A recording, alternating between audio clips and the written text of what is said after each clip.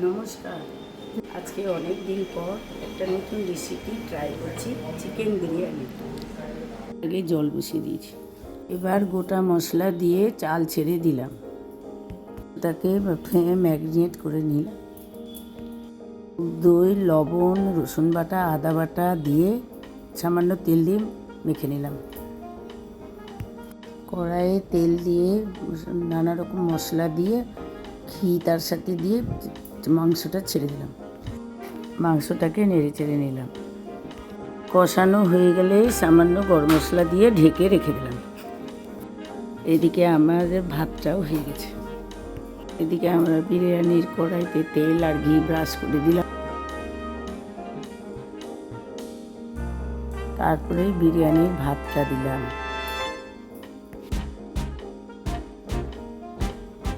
তারপরে ঘি দিয়ে চিনি, লবণ, গরম মশলা সব কিছু দিয়ে মাংস দিয়ে দিলাম।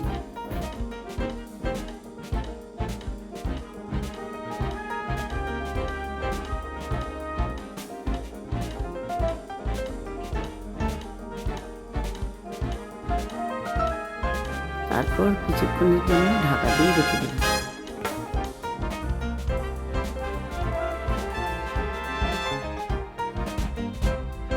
তারপর রেডি আমাদের চিকেন বিরিয়ানি।